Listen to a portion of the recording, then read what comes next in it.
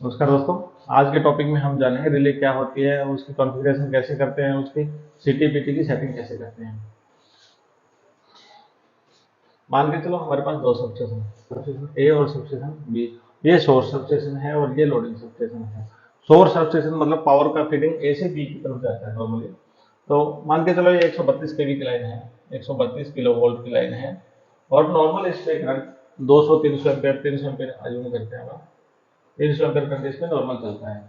In case of any fault, line to ground fault या line to line fault, R Y B तीन phase है, line to line या line to ground, कोई भी fault अगर इस लाइन पे आता है तो उस केस में क्या होगा, तो इसका नॉर्मल करंट है उससे कई गुना करंट बढ़ जाएगा। जैसे B phase to ground fault है, उस केस में क्या होगा, जो बी फेज का करंट है नॉर्मल 300 एम्पीयर चल रहा है, वो 10 गुना 20 गुना बढ़ जाएगा। ये मान के चलो अगर 10 गुना भी आता है तो ये 3000 एम्पीयर करंट ग्राउंड के अंदर फ्लो होगा।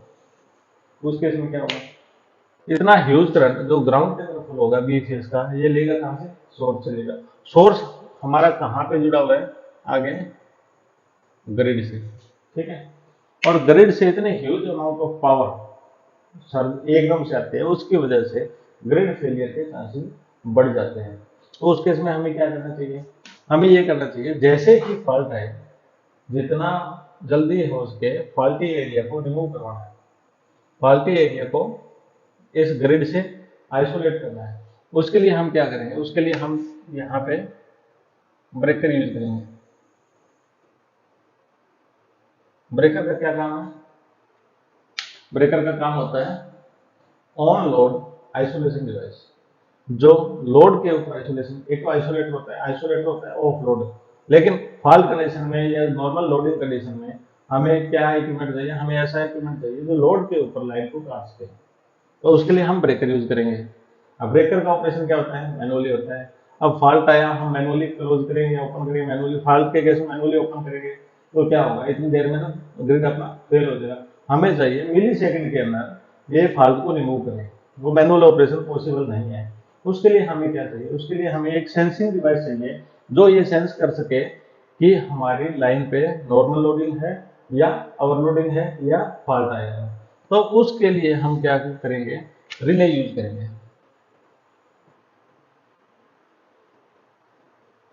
अब रिले करती क्या है, रिले सेंस करती है वोल्टेज और करंट को, सेंस करके ये आउटपुट देते हैं किसको, ब्रेकर को। वोल्टेज और करंट, वोल्टेज और करंट को सेंस करके ये रिले कमांड देते हैं ब्रेकर को। नॉर्मल कंडीशन में क्या होगा, वोल्टेज नॉर्मल है, करंट नॉर्मल है, तो ये क्या है, ग्रीन सिग्नल देगी।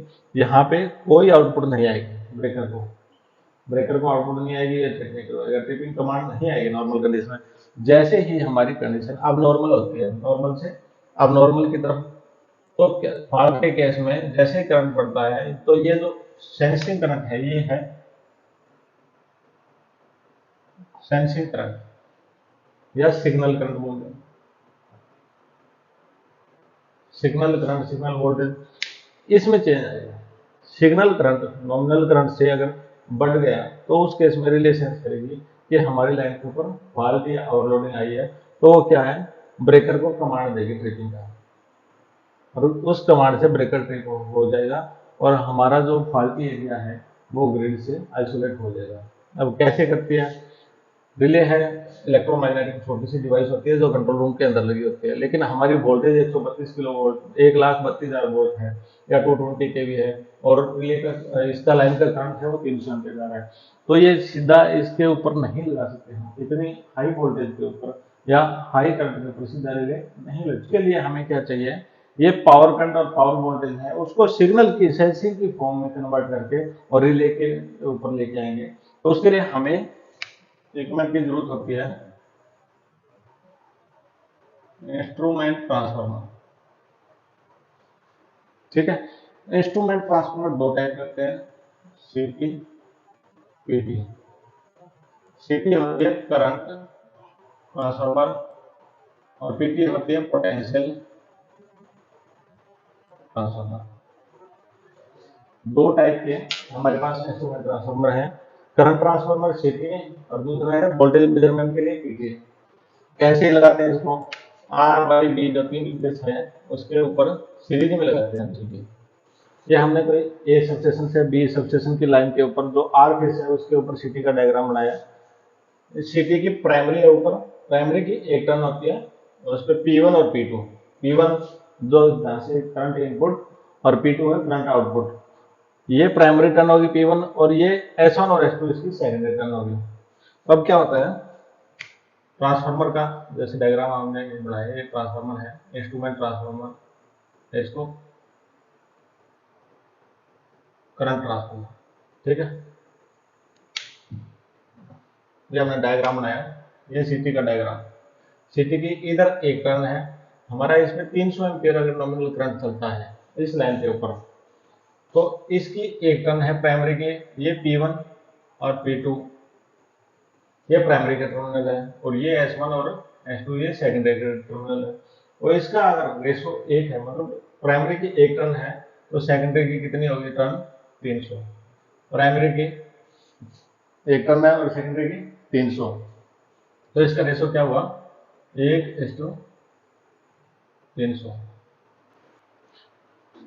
हमने ट्रांसफार्मर इक्वेशन पता ही होगा आपको, N1 upon N2 equal to V1 upon V2 equal to I2 upon I1। ये जो रेशो होता है ये कांस्टेंट होता है, ठीक है। अब क्या होगा, जैसे ये N1 है, ये N1 है और ये N2 है। N1 कितने हैं, मतलब number of turn off primary N1 1 है, N2 300 है। उस केस में क्या होगा, इक्वेशन में लगा के देखते हैं, N1 है 1 और N2 कितनी अपने 300, N2 है 300। उस केस में अपना I2 अपॉन I1 क्या रहेगा, मैक्सिमम करंट कितना है इसका 300 एम्पियर, ये क्या है अपना I1, तो इसका 300 कर लेते हैं, ठीक है। 300 से 300 कर दिया, I2 इक्वल टू 1 एम्पियर। तो यहाँ पे जो करंट फ्लो करेगा, अगर यहाँ पे 300 एम्पियर करंट फ्लो करेगा तो यहाँ पे कितना 1 एम्पियर करंट फ्लो करेगा। ट्रांसफार्मर इक्वेशन से हमने देखा कि जो प्राइमरी का करंट है 300 एम्पियर, उसको सीटी क्या करते हैं, रिड्यूस करके 1 एम्पियर में ले आते हैं। 1 एम्पियर क्या है, हमारी रिले सेंस कर सकती है, हमारी रिले बिहेव कर सकती है 1 एम्पियर तक। ट्रांसफार्मर इक्वेशन से हमने देखा कि हमारी लाइन के ऊपर जो करंट 300 एम्पियर चल रहा था उसको सीटी ने रिड्यूस करके 1 एम्पियर दे दिया। अब ये 1 एम्पियर है, ये हम रिले को दे सकते हैं क्योंकि रिले सेंसिंग डिवाइस है। सेंसिंग डिवाइस में बिल्कुल नाम मात्र उसको करंट चाहिए सेंसिंग के लिए, अगर उसको ज़्यादा करंट देंगे तो वो बर्न हो जाएगी। तो इस सीटी का काम क्या है, सीटी का काम है करंट को रिड्यूस करना। जिसने करंट को जो 300 एम्पियर करंट चल रहा था उसको 1 एम्पियर में कन्वर्ट करके रिले को दे दिया। अब दूसरा इंस्ट्रूमेंट अपना आता है पीटी, पोटेंशियल ट्रांसफार्मर।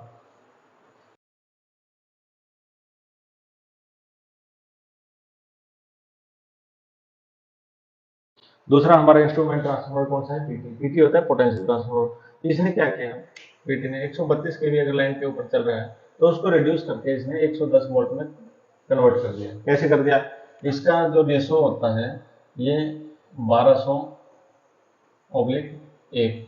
प्राइमरी की इसकी 1200 टर्न होती है और सेकेंडरी की इसकी 1 टर्न होती है। कोई भी ट्रांसफार्मर पे, जैसे हमने पहले देखा है इंस्ट्रूमेंट एन पर ट्रांसफार्मर इक्वेशन हमारे पास क्या है, N1 upon N2 equal to V1 upon V2 equal to I2 upon I1। ये हमने I2 अपॉन I1 ये वाली इक्वेशन तो हमने देख ली सीटी के अंदर। अब इसमें पीटी के अंदर देखेंगे N1 upon N2 equal to V1 upon V2। N1 हमारी कितनी है, N1 है 1200 और N2 है 1। V1 कितना है 132,000। V2 क्या रहेगा, इस केस में V2 को ऊपर ले जाओ, V2 इक्वल टू 132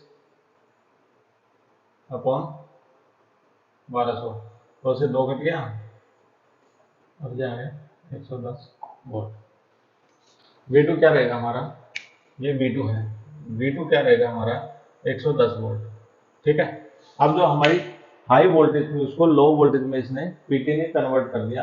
ये 110 वोल्ट रिले बियर कर सकते हैं आराम से, ठीक है।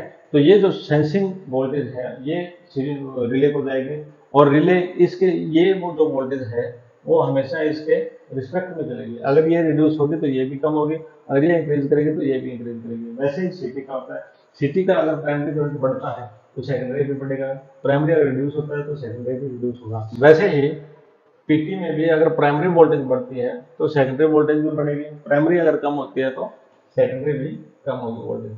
तो ये 132 केवी को इसने क्या कर दिया, 110 वोल्ट में कन्वर्ट कर दिया जो रिले को जाती है। पीटी ने क्या किया, पीटी ने ये वो जो वोल्टेज 132 केवी जो चल रही थी उसको 110 वोल्ट में कन्वर्ट कर दिया। अब ये 110 वोल्टेज है वो रिले आसानी से सेंस कर सकते हैं without any damage.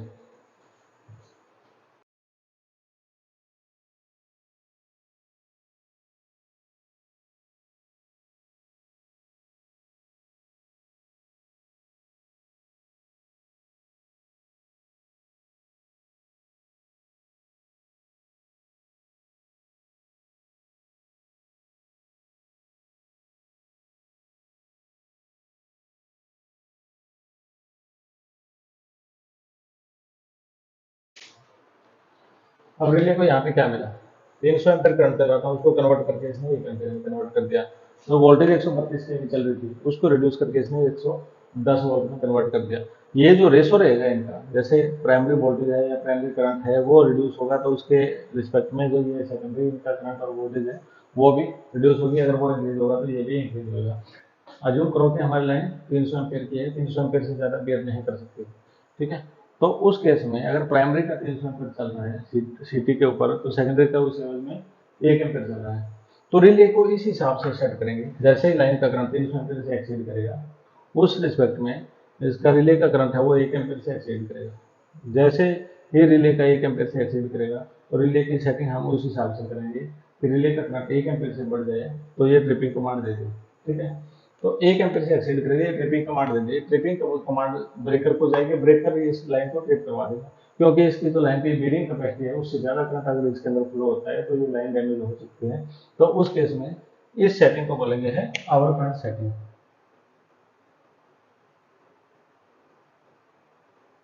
Our current मतलब क्या है, जो लाइन की बीरिंग कैपेसिटी है। या हम बोलेंगे कि यहाँ पे जो इक्विपमेंट हमारे लगे हैं, इक्विपमेंट सीटी लगी है तो सीटी की अगर बेरिंग कैपेसिटी, सीटी अगर 300 एम्पीयर की है, लाइन अगर 500 की है तो भी हम इसको 300 से ज़्यादा एक्सीड नहीं करवा सकते। मतलब जो मिनिमम कोई भी इक्विपमेंट लगा है उसकी जो मिनिमम रेटिंग है वो इस रिले को हम रिले के ऊपर सेट करते हैं। तो आवर करंट की सेटिंग हम क्या करेंगे, हमारे लाइन के ऊपर जितने भी इक्विपमेंट लगे हैं उनकी जो मिनिमम करंट की रेटिंग है, सारे इक्विपमेंट की जो मिनिमम करंट की रेटिंग है वो इसके ऊपर सेट करेंगे। अज्यूम करो कि हमारी लाइन तो 600 एम्पीयर बियर कर सकते हैं लेकिन हमारे पास जो सीटी यहाँ पे लगी है, ठीक है, सीटी 300 एम्पीयर ही बियर कर पाएगी। तो अगर सीटी को 300 से एक्सीड करेंगे तो सीटी डैमेज हो जाएगी। तो उस केस में क्या करेंगे, हम लाइन की जो सेटिंग है रिले की सेटिंग और वो 300 एम्पीयर रखेंगे। अगर मान के चलो हमारे पास यहाँ पे कोई ट्रांसफॉर्मर लगा है वो 100 एम्पीयर बियर कर पा रहा है, ठीक है, तो उस केस में क्या है, हम लाइन के ऑर्गन की सेटिंग 100 एम्पीयर रखेंगे क्योंकि 100 से एक्सीड होगा तो ट्रांसफॉर्मर डैमेज हो जाएगा, ठीक है। तो आउटपुट की सेटिंग क्या करेंगे, जो मिनिमम लोडिंग कैपेसिटी है, कोई भी हमारे पास जो सीरीज में इंस्ट्रूमेंट लगे हैं उन पे जो मिनिमम सेटिंग है, मिनिमम करंट की सेटिंग है वो हम इस रिले को सेट करेंगे उस पर। ये हमारी आउटपुट की सेटिंग है। आउटपुट पे क्या होगा, आउटपुट पे जैसे ही उस मिनिमम कैपेसिटी से या मिनिमम रेटेड करंट से एक्सीड करता है करंट तो उस केस में ये ट्रिपिंग दे देगी। अज्यूम करो कि हमारा सबस्टेशन ए है और बी सबस्टेशन को फीड कर रहा है। बी सबस्टेशन पे कोई 132/33 का कोई ट्रांसफार्मर लगा है, ठीक है, 33 केवी का ट्रांसफार्मर लगा है और 33 केवी आगे कोई सबस्टेशन को जा रही है। अगर यहाँ पे 33 केवी पे कोई फॉल्ट आया है तो फॉल्ट करंट है 8 गुना, तो इस रेशो के हिसाब से यहाँ पे 2 गुना करंट तो रहेगा। अगर इसका 2 गुना करंट 300 एम्पीयर का 2 गुना करंट 600 एम्पीयर, यहाँ पे 1 एम्पीयर की बजाय यहाँ पे क्या होगा 2 एम्पीयर। रिले यहाँ पे 1 एम्पीयर से एक्सीड जितना भी होगा वो सेंस करेगी और वो क्या देगी, उसको ट्रिपिंग का मार देगी। ये ब्रेकर को जाएगी, ब्रेकर लाइन को ट्रिप करवा देगा। फॉल्ट कहाँ है अपना 33 केवी पे, लाइन ट्रिप कौन सी हुई 132 की, रीजनेबल नहीं है ये चीज। तो उस केस में यहाँ पे ब्रेकर लगाए, ब्रेकर लगाने से क्या होगा, एक बार एक्सीड कर गया तो कर गया, एक बार अगर करंट एक्सीड कर गया तो ये क्या है ट्रिप करवा देगा।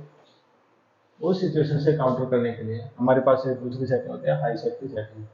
हाई सेट में क्या होता है, हाई सेट में हम सेट करते हैं कि 4 गुना का करंट आता है अगर 4 गुना से ज्यादा करंट आता है उसी केस में ये इंस्टेंट ट्रिपिंग देगी। 4 गुना तक करंट आता है उस केस में ये रिले क्या करेगी, ये रिले इंस्टेंट ट्रिपिंग देगी। फिर और करंट का क्या रहेगा, और करंट में हम क्या करेंगे, और करंट की सेटिंग इस हिसाब से करेंगे कि रिले कुछ 1 मिली सेकेंड तक इस करंट को मिनिमाइज होने के लिए वेट करेंगे। कुछ 1 मिली सेकेंड के लिए ये वेट करेंगे रिले, ये जो करंट है वो 2 गुना या 3 गुना जो करंट आया है वो कुछ 1 मिली सेकेंड के बाद अगर नॉर्मल होता है तो ठीक है, नहीं तो ये ट्रिपिंग मान देगी। अगर 4 गुना या इससे ज़्यादा है तो हाई सेट पे आ गया, वो इंस्टेंट ट्रिपिंग देगी। लेकिन 2 गुना या 3 गुना करंट भी आया है, 1.5 गुना करंट आया है, तो ये रिले क्या करेगी, वेट करेगी कुछ 1 मिली सेकेंड का। अगर उस टाइम तक अगर हमारा जो करंट है वो नॉर्मल आ जाता है तो ये ट्रिपिंग कमांड ब्लॉक कर देगी। और उस टाइम तक ये नॉर्मल पोजिशन पे, नॉर्मल कंडीशन पे नहीं आता ये करंट, तो ये ट्रिपिंग कमांड दे देगी इसको और ये बेटर ट्रिप हो जाएगा। अज्यूम करो कि हमने और करंट की सेटिंग 100 मिली सेकेंड कर दी, ठीक है। उस केस में इस लाइन पे कहीं भी फॉल्ट आता है तो करंट अगर 4 गुना भी है तो भी 100 मिली सेकेंड का टाइम लेगा। अगर करंट 1 गुना है, 1 गुना से थोड़ा सा ज़्यादा है तो भी ये 100 मिली सेकेंड का ही वेट करेगा। अगर इस लाइन के ऊपर कोई फॉल्ट आता है और फॉल्ट करंट 4 गुना से थोड़ा बहुत कम है तो उस केस में भी ये 100 मिली सेकेंड तक वेट करेगी रिले, ठीक है। इतने टाइम के अंदर ये ग्रिड को डिस्टर्ब करेगा, 100 मिली सेकेंड तक ये ग्रिड को डिस्टर्ब करेगा, तो ग्रिड फेलियर के चांसेस इसमें बढ़ जाते हैं। तो उस केस में हमारा मोटिव क्या होता है कि हम मिनिमम टाइम के अंदर जो फॉल्टी एरिया है उसको ग्रिड से आइसोलेट कर दें। हमारा मोटिव क्या रहेगा, अगर फॉल्ट करंट ज़्यादा है तो मिनिमम टाइम में ऑपरेट हो, अगर फॉल्ट करंट कम है तो टाइम ले सकता है 100 मिली सेकेंड तक। तो उसके लिए हम रिले लगेंगे IDMT, inverse definite minimum time. IDMT हम रिले यूज क्यों करते हैं, क्योंकि हम चाहते हैं हमारा जो ये सिस्टम है वो मिनिमम टाइम के अंदर नॉर्मल कंडीशन पे आ जाए, ठीक है। तो इसलिए हम ये रिले यूज करते हैं, ये और करंट, हाई सेट और IDMT, ये हम मिनिमम टाइम के अंदर जो फॉल्टी एरिया है उसको ग्रिड से आइसोलेट कर दें।